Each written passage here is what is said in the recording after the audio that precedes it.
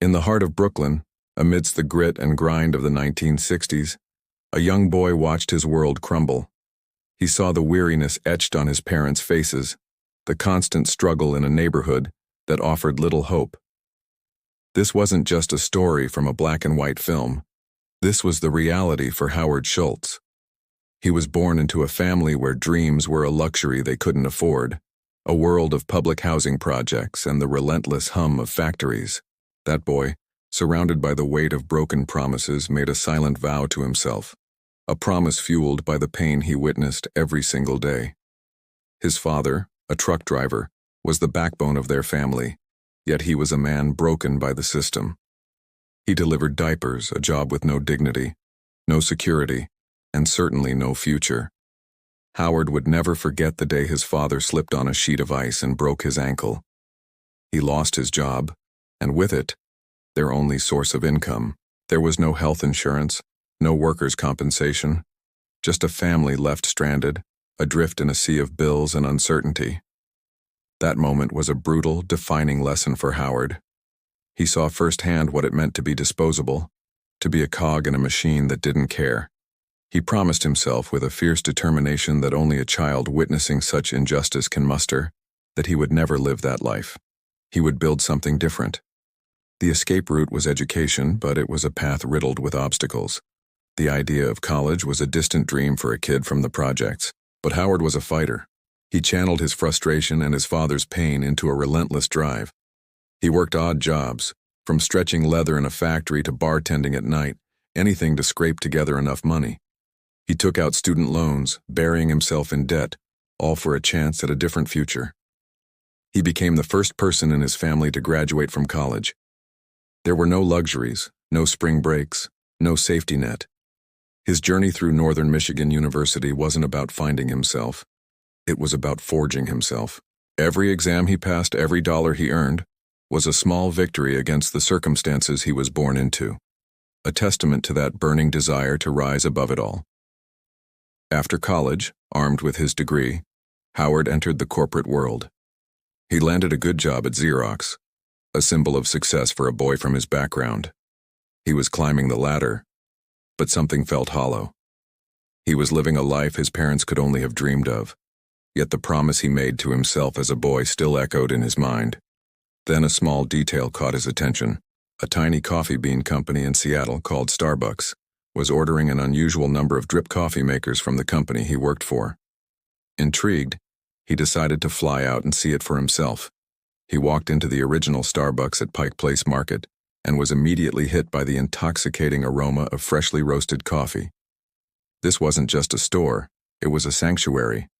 It was a place with passion, with knowledge, with a reverence for the humble coffee bean. At that time, Starbucks was just a small shop that sold high-quality beans to coffee connoisseurs.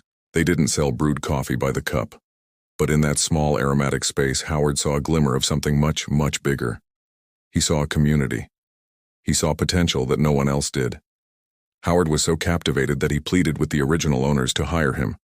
After a year of persistence, they finally brought him on as the director of marketing. He was on a mission, but he didn't yet know what that mission was. The real turning point came during a business trip to Italy. As he walked the streets of Milan, he discovered the magic of the Italian espresso bar. These weren't just places to get a quick caffeine fix. They were vibrant hubs of human connection. Baristas knew their customers by name, greeting them like old friends. People would linger, chat, and share moments of their day over a beautifully crafted espresso. He saw hundreds of these bars on every block, each one a cornerstone of its community. It was a symphony of conversation, laughter, and the clinking of ceramic cups. It was theater, it was romance, it was a home away from home. In that moment, a lightning bolt of inspiration struck him. This was it. This was the culture he had to bring to America. He realized that Starbucks wasn't just in the coffee bean business, it could be in the people business. He envisioned creating a third place, a welcoming, comfortable space between the pressures of work and the solitude of home where people could connect. He rushed back to Seattle, his mind buzzing with this revolutionary idea. He pitched his vision to the Starbucks owners. Let's install an espresso bar in our stores. Let's serve drinks. Let's create the Italian coffeehouse experience. But they were purists. They believed serving drinks would compromise the integrity of their bean roasting business and turn their store into a fast food joint. They said no. Undeterred, Howard begged them to let him try a small pilot. They reluctantly agreed, and the first Starbucks cafe experience was born in a corner of one of their stores. It was an instant success. The line was out the door. Howard had proven the concept, but the owners still refused to change their business model. Heartbroken but resolute, Howard knew he couldn't abandon his dream. He made the gut-wrenching decision to leave Starbucks and start his own coffee company, named Il Giornale, after the famous Milanese newspaper. Now, he was truly on his own. He needed to raise $1.7 million, an astronomical sum.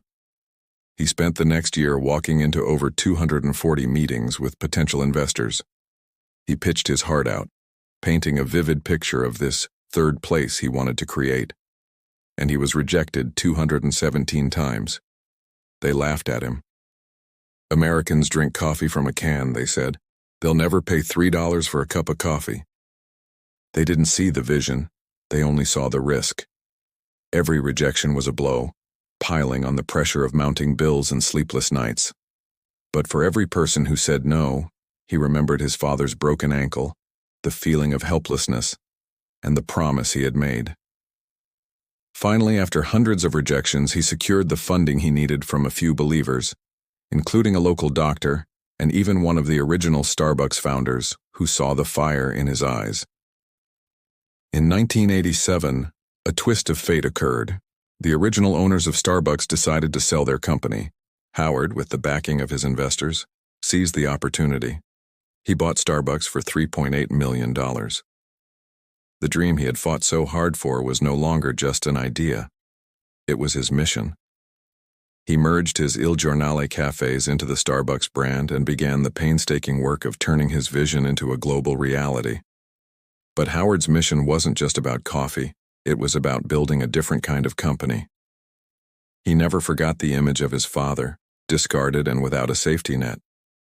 He was determined to build a company that treated its employees, its partners, as he called them, with dignity and respect. In an era when it was unheard of, he offered comprehensive health insurance to all employees, even part-timers. He introduced stock options, giving every partner a piece of the company's success.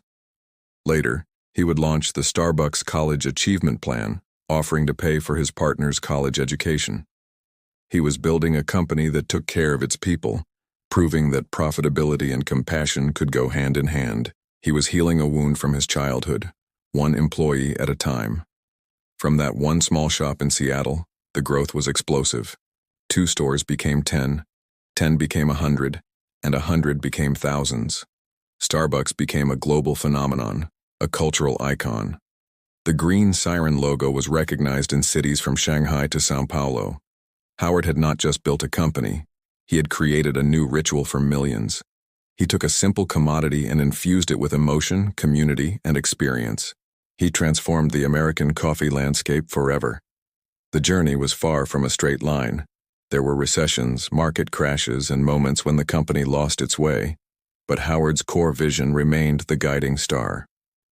From the housing projects of Brooklyn to the boardrooms of a global empire, from a boy watching his family struggle with poverty to a billionaire who has redefined corporate responsibility.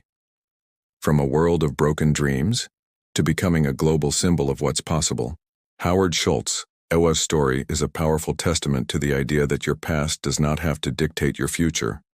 The pain you experience, the struggles you endure, can be forged into your greatest strengths. They can become the fuel for your ambition, the foundation for your empathy, and the source of your unwavering resilience. So, as you go about your day, perhaps with a coffee in hand, remember the story behind the cup. It's a story of a boy who dared to dream bigger than his circumstances, who faced down an army of doubters, and who built an empire on a simple yet profound idea, creating a place for people to belong. This is your reminder. The dream that you carry inside you, the one that people might call crazy or impossible, isn't out of reach. If this story inspired you, please hit that like button and subscribe to Dream Chasers Hub for more real-life inspiration. Keep chasing.